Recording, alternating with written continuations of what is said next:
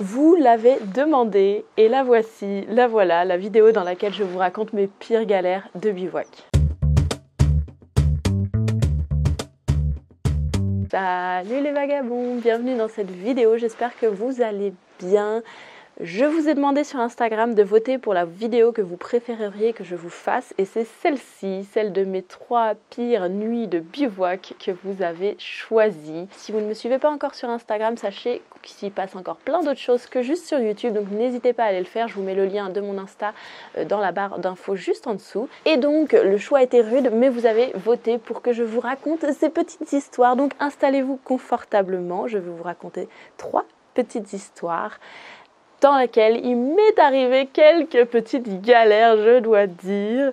Donc prévoyez votre petit thé, votre petit café. C'est parti. Juste avant de commencer, je voulais faire une toute petite mise en garde parce que le titre de cette vidéo peut paraître un petit peu tapageur et bien sûr, je ne me permettrai pas de raconter des histoires si je m'étais vraiment mise en danger, physiquement, ma vie en danger. Là, les galères que je vais vous raconter, c'est plutôt des galères dont je peux rigoler aujourd'hui, même si sur le moment, je n'étais pas fière du tout. Et même quand je vais vous les raconter, vous allez vous dire que je suis un gros boulet des fois. Mais ce sont surtout des anecdotes qui sont arrivées à mes tout débuts, lorsque j'ai commencé à pratiquer le bivouac et où j'étais pas très rodée encore, où j'avais pas forcément du bon matériel et où je suis partie vraiment à l'arrache des fois, vous allez voir.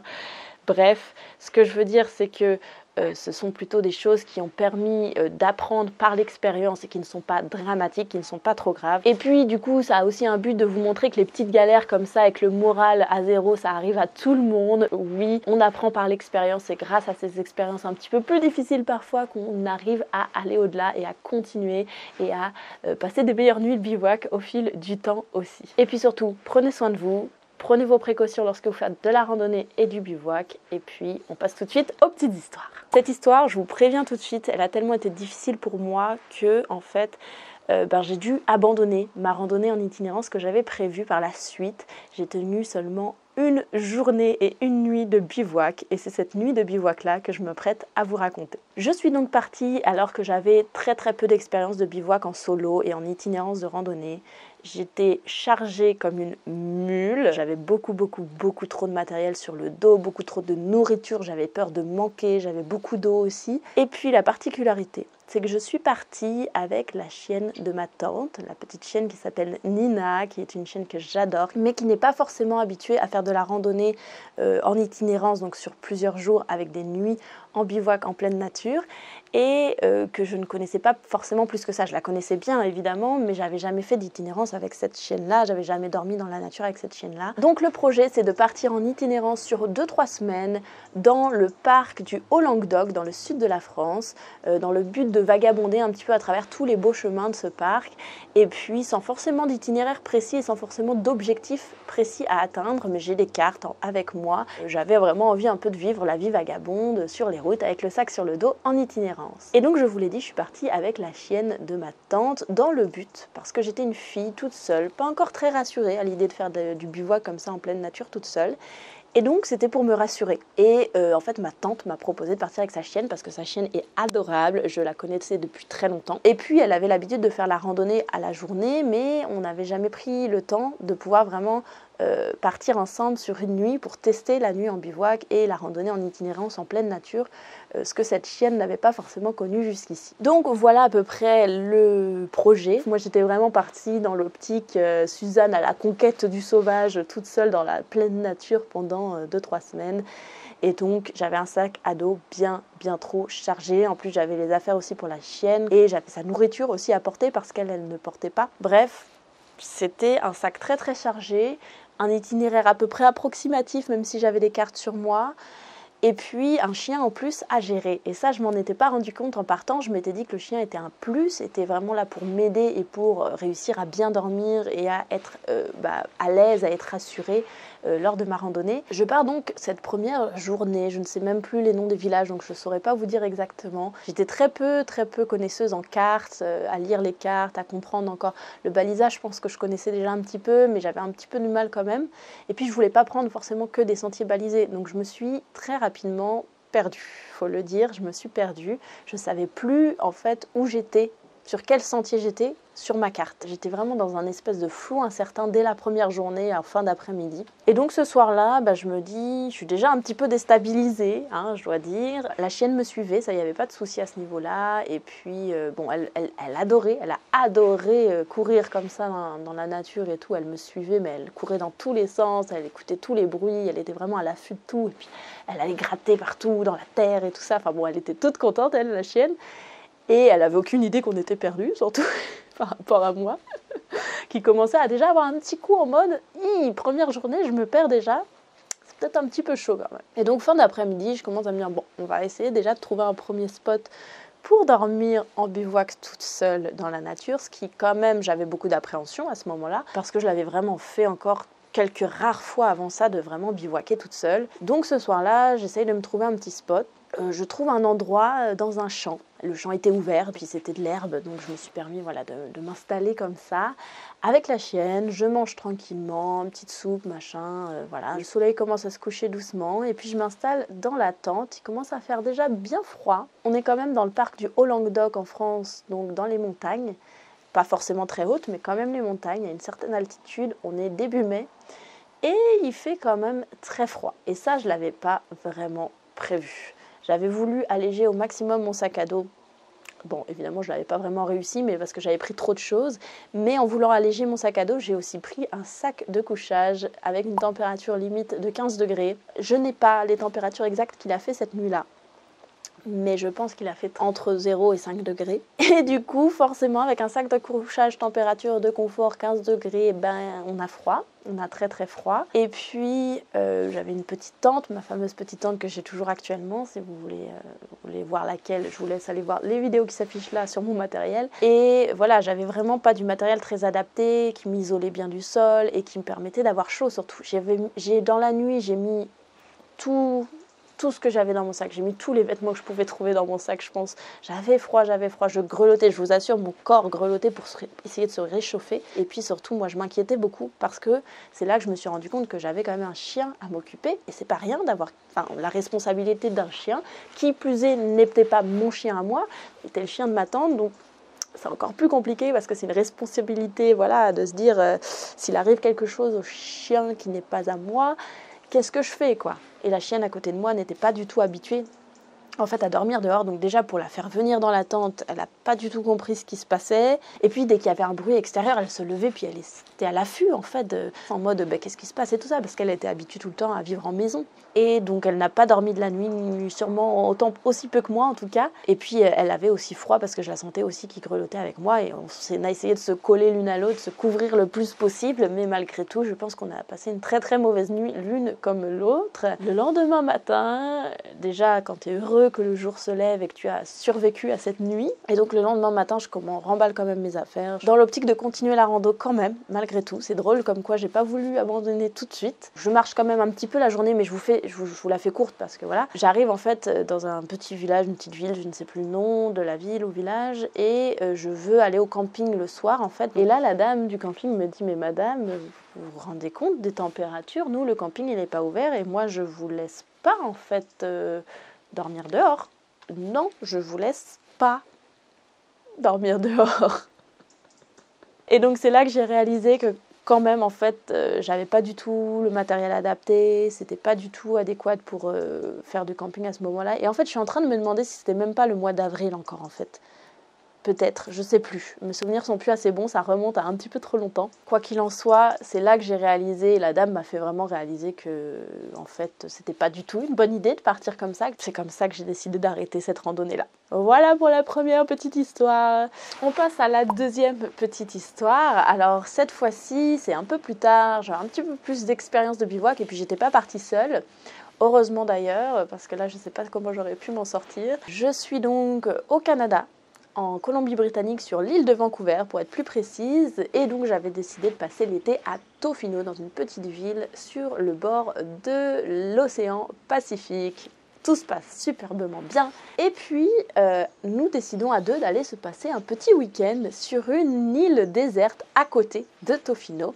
Donc, on avait entendu parler qu'il y avait une petite île sur laquelle on pouvait faire une petite randonnée, arriver sur une baie avec une grande plage et où il était autorisé de faire du camping, de faire du bivouac sur cette plage. Et donc, cette petite île s'appelle l'île de Vargas, Vargas Island, qui est une île donc inhabitée, on peut dire une île déserte, avec beaucoup d'animaux sauvages dessus et qui est quand même adapté pour faire cette petite excursion, mais quand même un peu excursion, voilà, on est au Canada, c'est des animaux quand même assez costauds qu'on peut rencontrer là-bas. Bref, on décide donc de partir pour ce petit week-end. Pour accéder à cette île, il est impératif, vu que c'est une île déserte et qu'il n'y a pas de bateau régulier pour s'y rendre, il est impératif de réserver un bateau-taxi pour s'y rendre et réserver aussi le retour pour qu'ils viennent nous rechercher ensuite. On se prépare, on prend tout, de quoi manger, tout ça, pour être en autonomie totale pendant le week-end. Et donc, le jour J, on prend le bateau-taxi qui nous dépose sur la première baie où on doit donc en fait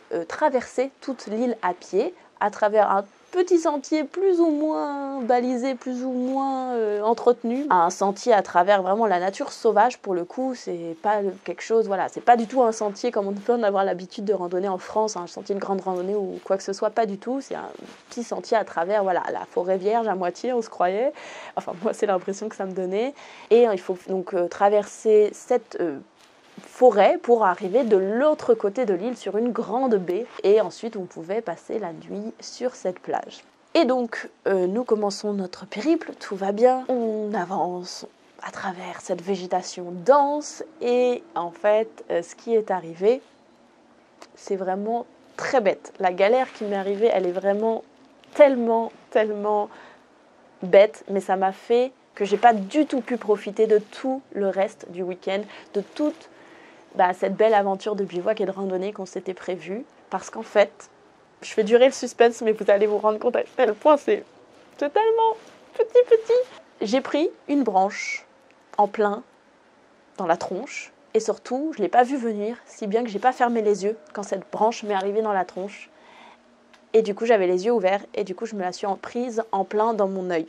J'ai eu un peu mal, mais c'est surtout très dérangeant. Et du coup, j'ai eu l'impression juste que j'avais quelque chose dans l'œil, donc j'ai continué sans vraiment me dire... Enfin voilà, sur le coup, je me suis dit, je me suis arrêtée, évidemment, ça faisait mal, nanana. Et puis après, je me dis, bon, ça va passer, c'est juste un truc dans l'œil. Quand on est arrivé, on va regarder sur la plage, on va s'installer pour regarder ce que j'ai dans l'œil, et puis on va l'enlever, et puis tout ira bien. Et puis tout ira bien. C'était ça l'idée. Sauf que, arrivé enfin sur la plage, on continue donc à travers cette végétation dense. On arrive enfin à House Bay. Je suis enfin contente. Je vais pouvoir me débarrasser de ce truc que j'ai dans l'œil. Donc mon ami regarde si j'ai quelque chose dans l'œil ou non. Et en fait, il ne voit rien. Je voyais très flou. Mon œil pleurait beaucoup. Et puis, cette sensation vraiment très désagréable. Et mon œil pouvait quand même s'ouvrir. Mon ami ne voyait rien dedans. Donc on s'est dit, c'est pas un danger extrême. On va quand même rester là, puisque de toute façon, notre bateau est réservé pour venir nous chercher le lendemain. Mais il n'y a personne sur cette île et voilà, je ne peux pas aller voir un médecin là tout de suite comme ça en fait. Donc on continue quand même on monte notre campement sur cette plage, c'était vraiment très sympa, on s'installe, tout ça, mais voilà, moi je suis vraiment dans le mal. Il y a même des images de moi qui suis vraiment dans le mal, j'étais pas bien. Et je suis très déçue parce que j'ai pas du tout pu profiter de ce beau lieu, ce week-end vraiment sympathique. Et mon ami m'a même pu voir des baleines au loin et apparemment des aigles aussi, super proches. Enfin bref, il a vu plein de belles choses et moi j'étais là sur la plage en train de me tenir l'œil. Et donc voilà, c'était ça la grosse galère qui m'est arrivée. Le lendemain, on a la belle surprise, alors j'ai pas d'image malheureusement, mais on a la belle surprise de voir qu'il y a des loups qui sont venus nous visiter dans la nuit. On a les traces de pattes de loups dans le sable qui ont fait le tour de notre tente et c'est assez impressionnant. Surtout que moi je me suis dit, je suis sortie dans la nuit et tout ça, je m'étais installée un moment dans le hamac en me disant, parce que je bougeais tellement, j'arrivais pas à dormir que je voulais pas réveiller mon ami, donc j'étais sortie de la tente pour me mettre dans le hamac et j'ai failli rester dans le hamac et je me suis dit, mais heureusement que je l'ai pas fait, sinon les loups... J'aurais eu trop la peur de ma vie. Enfin, ils seraient peut-être pas venus du coup. Enfin voilà, donc c'était une très belle aventure, très sauvage, mais voilà, j'ai pas pu vraiment en profiter et c'est une galère assez... en fait, c'est assez triste quand on y pense. Le lendemain, le bateau taxi vient nous chercher, nous rentrons sur Tofino. je vais aux urgences directement aller voir quand même ce qu'il en était parce que mon œil ça allait toujours pas. En plus moi je m'étais dit la nuit ça va passer, je vais fermer bien l'œil, ça va passer, mais ça ne passait pas. Donc je suis allée aux urgences et je m'étais en effet rayé la cornée apparemment bien. Donc j'ai eu le droit à avoir un magnifique patch après ça et à ressembler à un beau pirate pendant plusieurs jours. Je ne pouvais pas conduire, je ne pouvais plus rien faire après, ça a été très compliqué la suite, mais on s'en est sorti et aujourd'hui j'ai toujours des douleurs à l'œil. D'ailleurs je vous en avais un petit peu parlé dans des anecdotes sur le chemin de Compostelle parce que malheureusement j'ai toujours un petit peu de douleur à l'œil. Suite à cette mésaventure, donc prenez bien soin de vous, faites bien attention à vous quand vous faites de la randonnée, mettez des lunettes de protection. Moi maintenant je me randonne beaucoup avec des lunettes de soleil et c'est aussi pour protéger mes yeux. Passons à la troisième petite histoire, j'espère que vous êtes prêts pour celle-ci. Je vous l'avais un petit peu déjà évoqué dans une autre vidéo, d'ailleurs cette vidéo s'affichera juste ici si vous voulez aller la voir parce que je vous avais raconté ma toute première randonnée en itinérance et en bivouac en solo. Donc je vous ai raconté cette histoire dans cette vidéo, mais je ne m'étais pas trop étendue sur cette deuxième nuit de bivouac qui a été... En fait, je ne pouvais pas ne pas la raconter dans cette vidéo. J'ai tellement enchaîné les mauvais choix sur cette randonnée-là, sur ce bivouac-là surtout, cette nuit de bivouac-là. Mais vraiment, quand je vous dis j'ai enchaîné les mauvais choix, vous allez voir, c'est juste... En fait, c'est juste, je fais des mauvais choix qui entraînent des conséquences, qui entraînent des conséquences, qui entraînent des conséquences qui sont lamentables. Et j'ai dû encore une fois abandonner la randonnée que j'étais en train de faire suite à cette mauvaise expérience de bivouac. Je suis donc aux îles Canaries, je suis en train de travailler dans une auberge de jeunesse à ce moment-là, et puis pendant 1 mois et demi, 2 mois sur l'île, la grande île de Tenerife. Ça faisait plusieurs années, je pense que je voulais vraiment tenter l'expérience de la randonnée en solo et du bivouac en solo. Il se trouve que on m'a donné un petit peu les éléments pour faire cette randonnée-là et ce bivouac-là sur une toute petite île à côté de la grande île de Tenerife où j'avais passé déjà 1 mois et demi, et je pars donc sur cette petite île qui s'appelle La Gomera, qui est toute petite, qui est habitée avec des petits villages, mais il n'y a pas grand monde quand même, il faut le dire. Et je suis partie donc pour 4 jours, je crois, et 3 nuits. Les mauvais choix, je pense, commencent dès le départ de cette randonnée, dans le fait que je pars avec aucun vêtement pour la pluie. Voilà. Rien du tout. Je crois que j'avais même pas de protège-sac à l'époque. Comme j'étais à Tenerife et qu'il pleuvait pas du tout, je m'étais vraiment pas dit qu'il fallait que j'emmène des choses de randonnée pour me couvrir de la pluie parce que je pensais pas qu'il pouvait y avoir de la pluie. Voilà. Très mauvaise idée, clairement. Et puis l'autre chose, c'est que j'avais un matériel très lourd, pas forcément adapté. On m'avait prêté une tente, prêté du matériel de camping, mais pas grand-chose. Et pareil, j'étais encore beaucoup trop...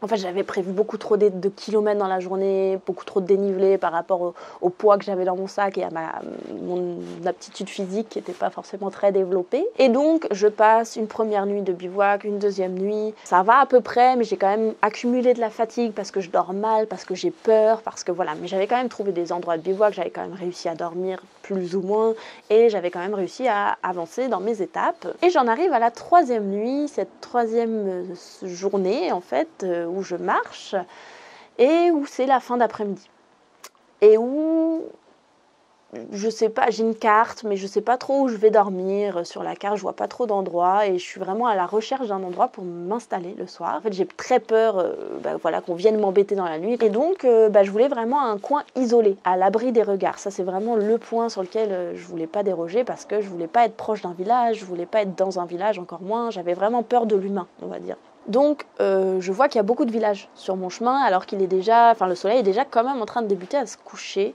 et il y a beaucoup de villages que je vais rencontrer. Mais moi dans mon optique je voulais vraiment trouver une solution pour dormir à l'écart des villages, à l'abri des regards, donc un peu caché. Donc je traverse un village et puis là au loin je vois un espèce de grand massif rocheux avec plus ou moins un plat sur le dessus, ça a l'air plus ou moins plat et je me dis ça c'est une bonne idée, je pense qu'il n'y a pas beaucoup d'humains qui vont jusque là-haut, pourtant il y a quand même des sentiers de randonnée qui allaient jusque là-haut, mais il ne doit pas y avoir grand monde là-haut, donc je peux peut-être aller me cacher au sommet de ce massif rocheux. Mais en fait un massif rocheux sur une île proche de l'eau, faut bien s'imaginer que oui il va y avoir beaucoup de vent. Le soleil est en train de se coucher, je monte quand même sur ce massif rocheux sans aucune idée que je ne vais trouver que de la roche sur le sol déjà pour monter sa tente. Bref... je me rends compte que c'est pas du tout le lieu idéal, alors qu'en plus j'ai grimpé le chemin pour monter à ce massif rocheux était un petit peu périlleux. Je redescends donc en grande trombe, alors que le lieu idéal pour observer le coucher du soleil, mais clairement moi je suis en train de me dire que s'il commence à faire nuit, je vais être dans l'ennui pour pouvoir poser ma tente dans un lieu intéressant, parce que quand il fait nuit c'est compliqué. Je suis dans un village, je vois qu'il y a encore un petit village dans le kilomètre qui suit, et puis je suis quand même assez fatiguée. Je pense que les 2 jours précédents ont quand même un peu pesé sur mon corps, sur mon esprit aussi. Le moral n'est pas forcément au top. Puis là je me dis, je vais pas faire des kilomètres, je vais m'installer entre ces 2 petits villages qui sont vraiment situés l'un à côté de l'autre.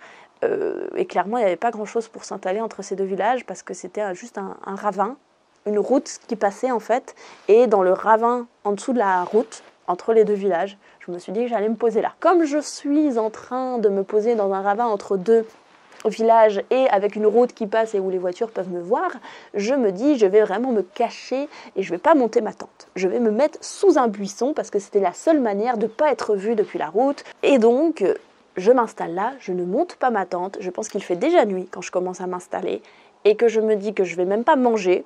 Encore une belle erreur, mais je suis trop fatiguée, j'ai vraiment le moral à zéro. Je me couche comme ça, à la belle étoile, je laisse tout dans mon sac, juste mon petit matelas, mon petit sac de couchage, et je dors, sans avoir forcément une idée de la météo qu'il allait faire. Je pense que vous me voyez venir. Et dans la nuit, je me fais réveiller, parce qu'il pleut. Sauf que c'est une petite pluie, puis je me dis, on est, encore une fois, sur les îles Canaries. Moi, je connais pas la pluie ici. Je fais juste jeter, en plus je suis fatiguée, je jette ma toile de tente sur mon corps en me disant ça va passer, juste comme ça. Sauf que je me réveille un petit peu plus tard, même pas 1 heure plus tard je pense, et là c'est la grosse pluie. C'est la grosse pluie, c'est le vent, c'est l'orage qui arrive. Enfin l'orage, la tempête on va dire. Donc on est dans un espèce de ravin bien rocailleux. Impossible d'avoir le sol plat et sans rocher pour pouvoir bien planter sa tente. Il fait totalement nuit, je ne vois rien. J'ai quand même ma petite lampe frontale, je pense. Mais c'est quand même délicat. Je monte tant bien que mal ma tente. Il y a un énorme vent. La tente, franchement, comment je l'ai montée, elle se plie en 2 sur moi à chaque fois qu'il y a un coup de vent. C'est vraiment n'importe quoi. Mais je me réfugie dans cette tente parce qu'il pleut. Je dors vraiment pas beaucoup la fin de la nuit parce que le bruit, parce que je suis mal installée, parce que tout ça. Et le lendemain matin, il pleut toujours très fort. Et moi, j'ai pas de kawaii, j'ai pas de choses pour protéger mon sac. J'ai ma tente qui est trempée. Après avoir longtemps hésité dans cette tente le matin, vous savez, ce moment où on n'a pas envie de sortir de la tente parce qu'il pleut. Donc je reste longtemps sous la tente, mais au bout d'un moment, j'arrive plus à dormir. Je me dis qu'il faut de toute façon que je trouve une solution. Et que j'abandonne ma randonnée là, mais que j'aille me réfugier dans un village. Donc c'est ce que je fais, et ma randonnée s'achève ici. Bref, voilà une bonne galère de bivouac où, comme vous avez pu voir, l'enchaînement de mauvaises décisions fait qu'on se retrouve dans des situations pas idéales du tout. Et là, clairement, j'aurais pu déjà prévoir le matériel adéquat, prévoir un peu plus mon itinéraire, regarder un peu plus la carte pour savoir où dormir le soir même, le matin pour le soir, ne pas monter sur ce rocher en connaissant la typologie du lieu et en sachant que de toute façon, il n'y avait pas d'endroit pour dormir en haut de ce massif rocheux. Enfin, il y a plein d'enchaînements de mauvaises décisions dans cette histoire qui est liée au fait que j'étais pas du tout expérimentée. Et bien sûr, je dis pas j'aurais dû faire ci, j'aurais dû faire ça. Je savais pas à l'époque. Mais c'est vrai que en regardant cette histoire de mon point de vue aujourd'hui, je me dis qu'il y a beaucoup de choses qui auraient pu être évitées si je m'étais un peu mieux renseignée. Mais j'étais vraiment partie un peu comme ça sur cette aventure. Et c'est ça qui a fait aussi que c'était une aventure assez formidable pour moi et que j'ai eu envie quand même, malgré tout ça, par la suite, de réitérer l'expérience et de continuer à faire du bivouac et de la randonnée. Voilà, c'est donc ça, mes 3 petites histoires bien galères en bivouac qui me sont arrivées. Si j'avais quelque chose à dire de toutes ces histoires, c'est que ne faites pas comme moi. C'est bien de s'organiser, c'est bien de connaître un petit peu plus. Même si, faut savoir aussi dire, tant pis, je me suis lancée dans quelque chose beaucoup trop gros pour moi. Mais faire l'expérience dans son jardin, du bivouac, tester son matériel, se renseigner sur la météo, sur le lieu, ça peut être quand même des bonnes choses à faire avant de se lancer en bivouac. Et aujourd'hui, je vais être honnête, je fais beaucoup plus attention lorsque je bivouac, même si évidemment après, le bivouac aussi c'est tout un art de l'adaptation, de s'adapter sur le chemin en fonction de tous les éléments qui sont extérieurs à nous et qu'on ne maîtrise pas. Et c'est ça aussi qui est beau dans le bivouac, il y a beaucoup de lâcher prise. Bref, j'espère que ces 3 petites histoires vous auront plu.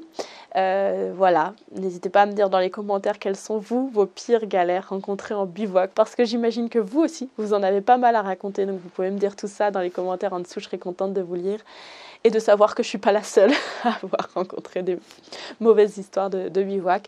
Et quoi qu'il arrive, comme je vous disais, moi j'ai toujours autant envie de continuer à bivouaquer, donc c'est plutôt apprendre positivement ces histoires-là.